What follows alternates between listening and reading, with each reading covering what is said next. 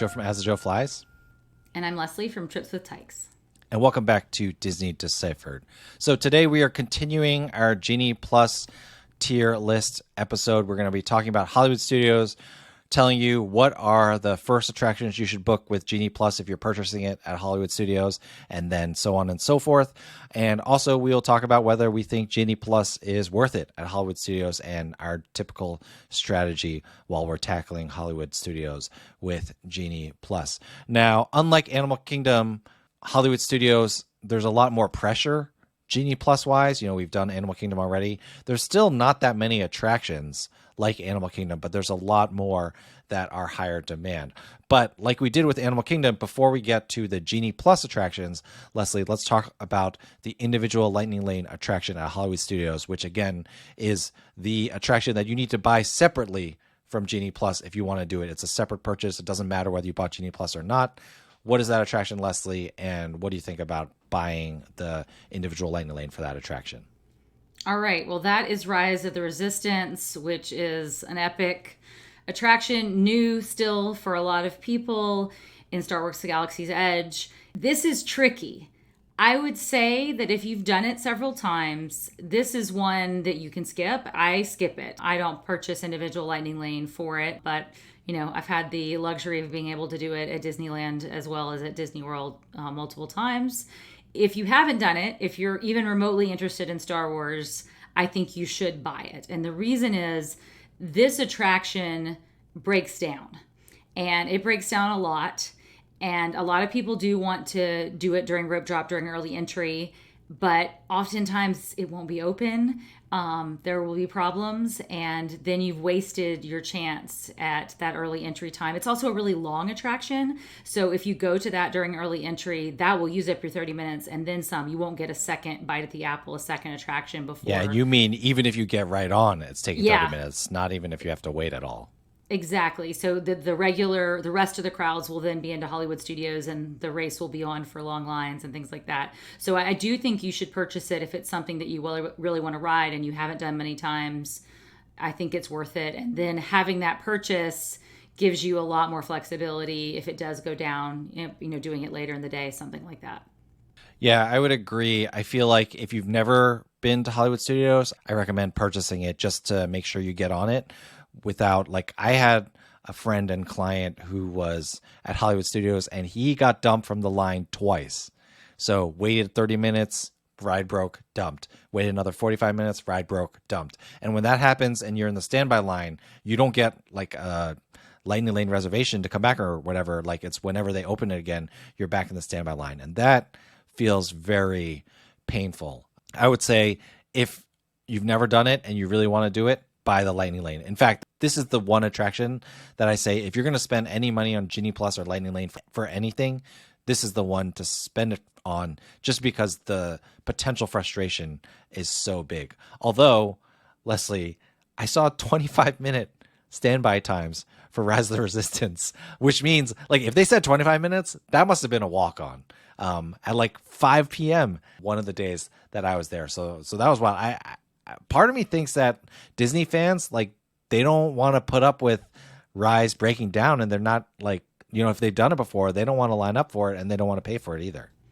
Yeah, I suspect it has something to do with who the crowds are in the park on a given day. And if it's a lot of locals or a lot of repeat visitors, things like that, then I could see a lot of them going elsewhere, because I go elsewhere. But that's not going to happen during, like, Thanksgiving week. So yes. Of course. Yes. Don't count on that. It's just a little bit of a Disney nerd aside there. And another aside is one reason why I'm less liable to buy it these days, even though I love the attraction and my kids always want to go on it, is because it really needs to go down for maintenance, and they can't do that because of how much money they make on individual Lightning Lane. And it's really starting to show some wear and tear. Now, we were in Disney in July for the Galactic Star Cruiser, so we, of course, had a Lightning Lane for Rise of the Resistance. And Leslie, this was like B minus C plus mode. You know, there's a B mode that's pretty famous. That was happening. There are guns that used to move. I don't think those are ever moving ever again, which, you know, I've learned to accept that. But then there was a Yeti. Yes, it's like the Yeti. But there was a third part where I expected something to happen, and I expected someone to move towards me. And this is not like an animatronic; it's like an image, and they did not move. And I had never seen that before, and I was like, what is happening with this attraction? Makes me a little bit less liable to buy it, although my kids really love it.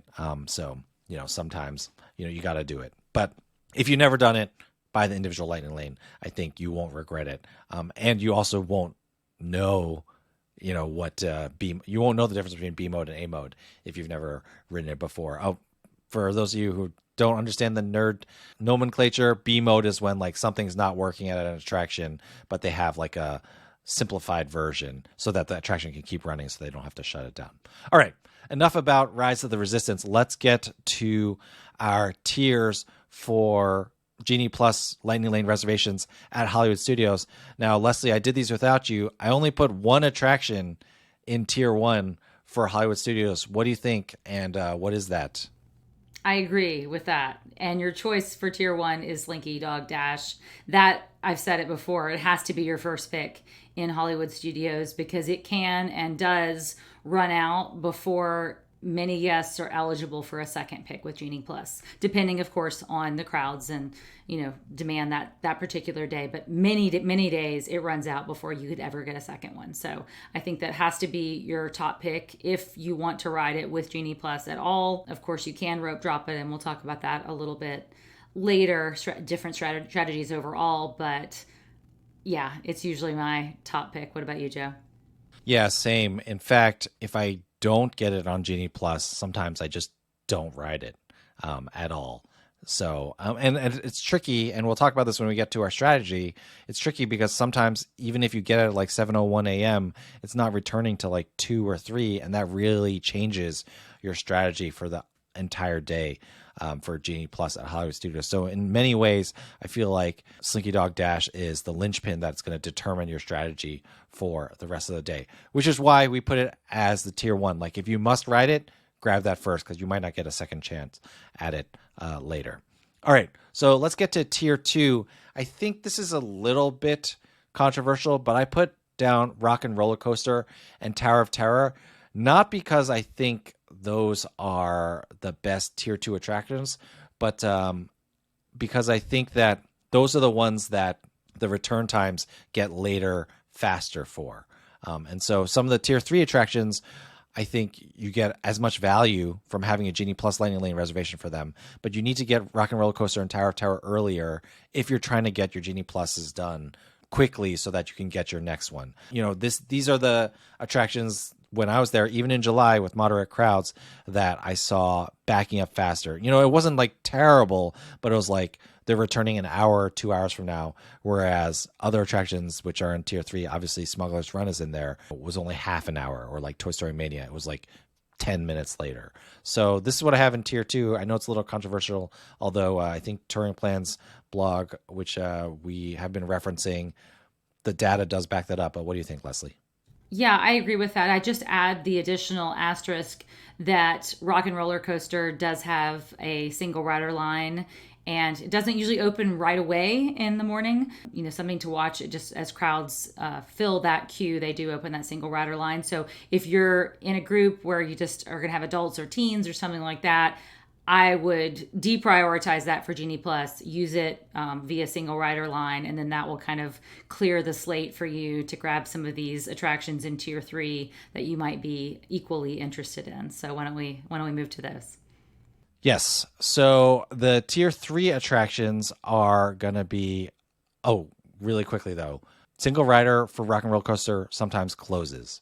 In fact, Rock and Roller Coaster had the most brutal line that I saw. Another reason why Rock and Roller Coaster is a good one to put in tier 2 is because it's been breaking a lot. And, that makes the Genie Plus more valuable. But moving to tier 3, what I have here is, and it's crazy, like a year ago, I don't think I would have thought that this was the case, but Mickey and Minnie's Runaway Railway, Millennium Falcon Smuggler's Run, both newish rides, but I feel like you're safe at Hollywood Studios, understanding that Slinky Dog Dash being tier 1 puts a lot of pressure down the chain for these other attractions, which like in another park, maybe these wouldn't be tier 3. But at Hollywood Studios, I think Mickey and Minnie's Runaway Railway, Millennium Falcon Smuggler's Run and Toy Story Mania are solidly tier 3. Like, you can wait to get them until a little bit later, especially if you want to ride those other more thrilling attractions. Yeah, I mostly agree. I would say that Smugglers can be a little bit of a wobbler. It used to be more popular even just like 6 or 9 months ago because it was still new to so many people. So many people were still taking that first trip to Galaxy's Edge. And as time goes by and more people are now returning to Disney World and have been to Galaxy's Edge, Smugglers is moving down a little bit. But I do think you kind of have to watch that one in a way.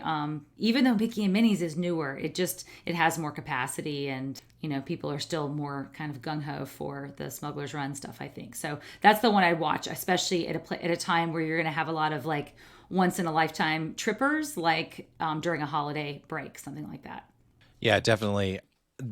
I do find also, just talking about single rider lines, that Millennium Falcon Smuggler Run's single rider line much more reliable than Rock and Roller Coaster, which is kind of another reason why I have it in tier 3, just because it is a bit of a wobbler, but there are other ways for you to access that, which are pretty good.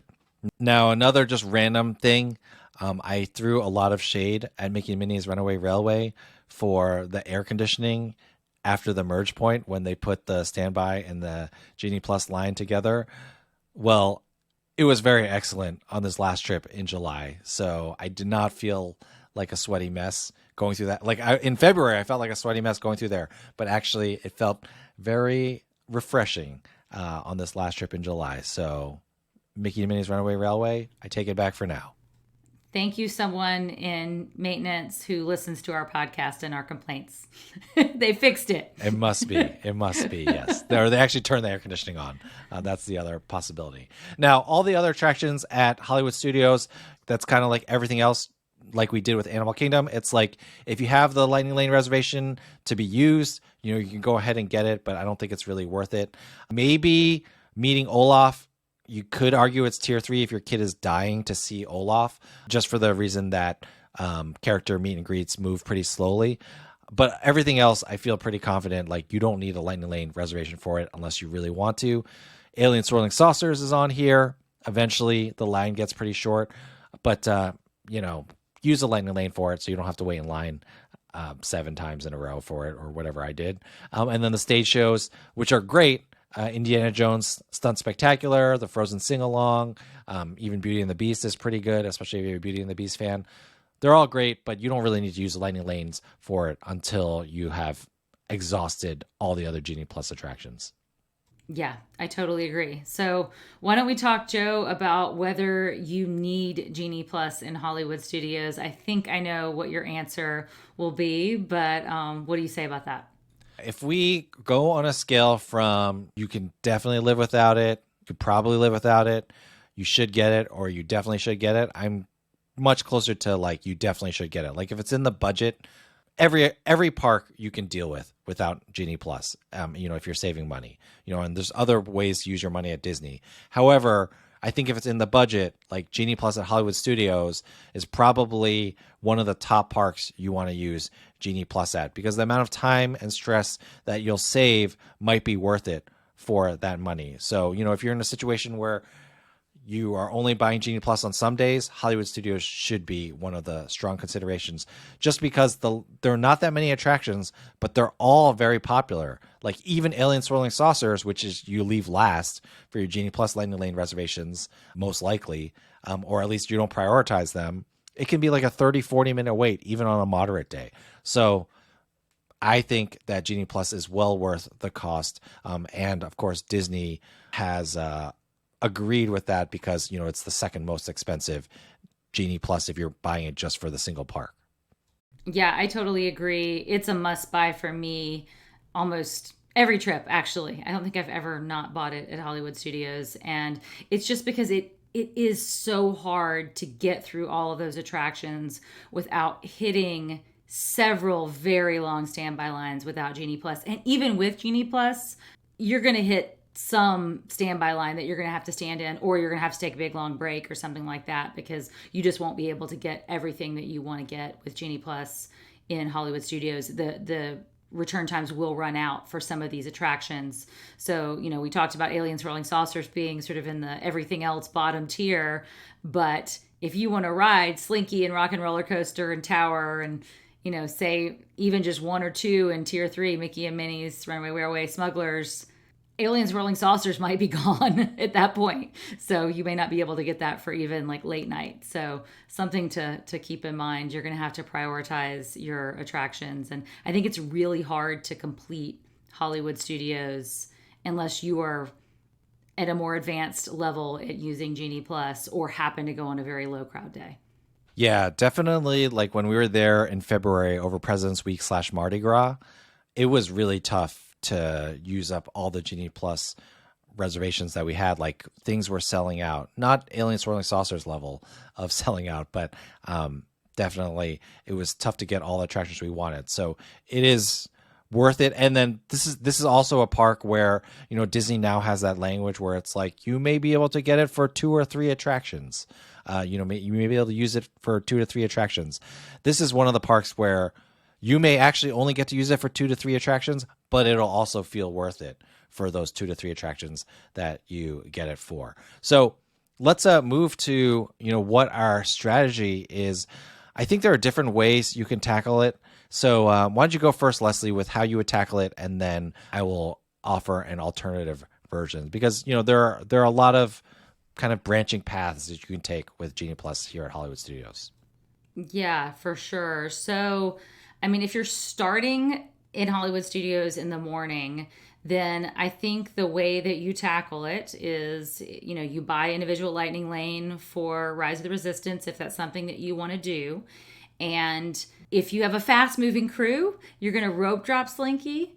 If you don't have a fast moving crew, you're going to pick Slinky Dog Dash as your first Genie Plus selection. And then I think that's where you start to branch. So let's say that you book Slinky as your first Genie Plus selection. Then I think you're going most likely to rope drop Rock and Roller Coaster and Tower of Terror. And, it sort of depends on your preferences or just sort of where the crowd is flowing as to what comes first. I'd probably go to Tower first before Rock and Roller Coaster, just personally. But I think that way you can really knock out pretty quickly 2 top tier attractions in the standby line.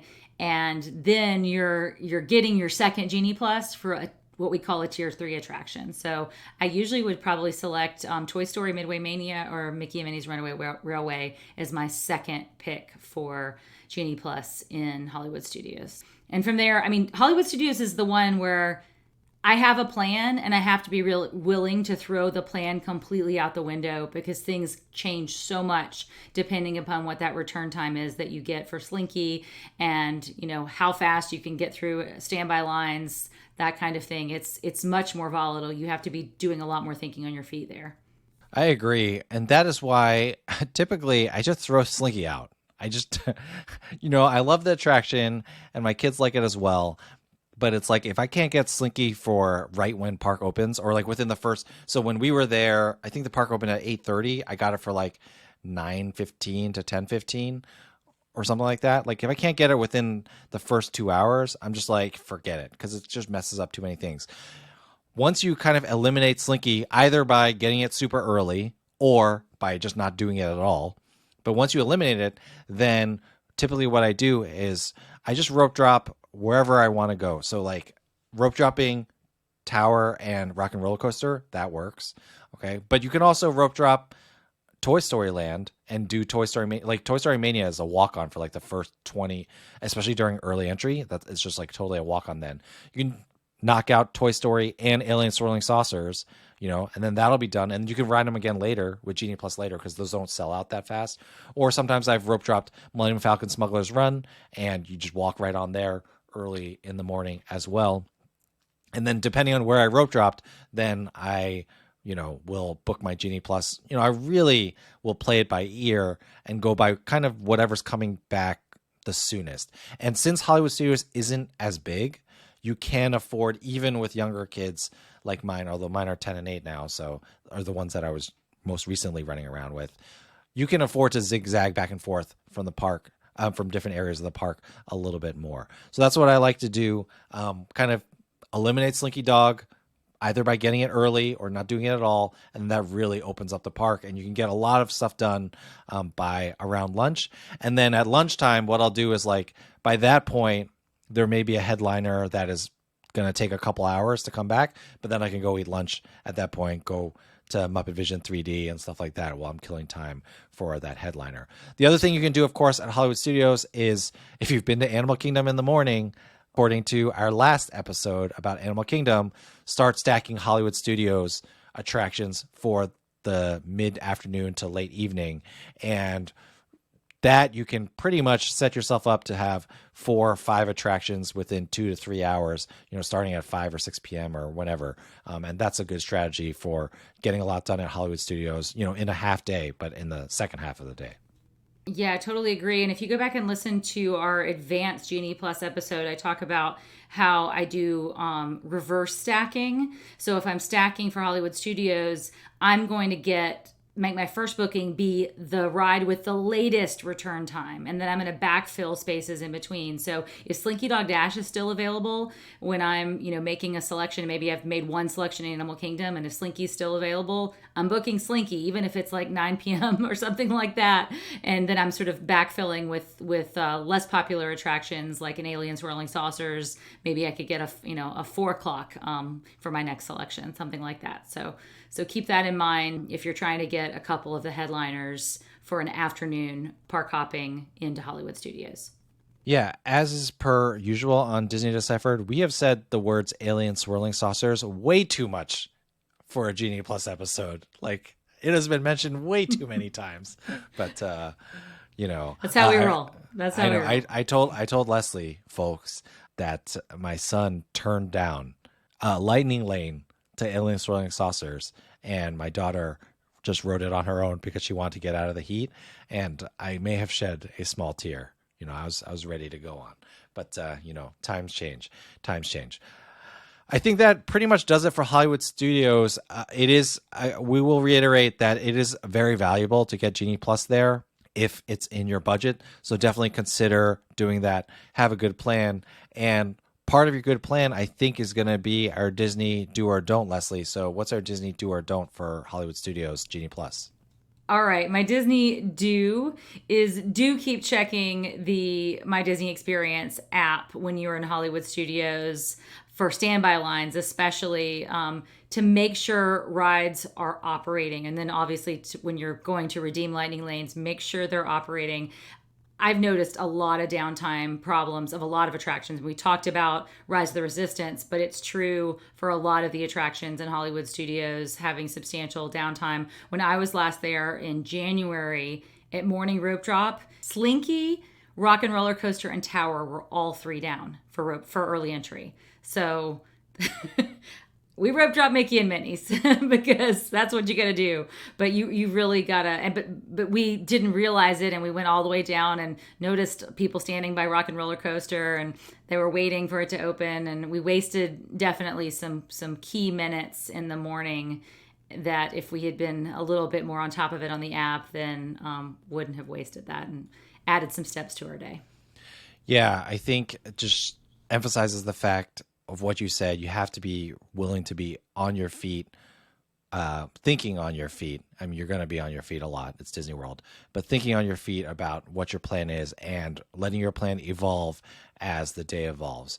Quick reminder, though, if you do have a Lightning Lane attraction and the attraction goes down, then you'll get a multi-experience pass, which can be very useful for rewriting attractions or having other fun shenanigans when you're in the parks. All right, well, that does it for our Genie Plus recommendations for Hollywood Studios.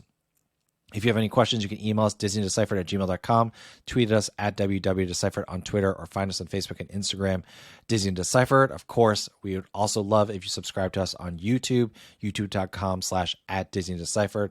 Leslie, where can people find your work and your Genie Plus articles? All right, I am tripswithtykes.com, Tykes, and then at tripswithtykes everywhere on social media. Where can folks find you, Joe? At Azrael Flies on social media, and of course, you can email me, josephchung@travelmation.net, if you're looking to plan a Disney vacation.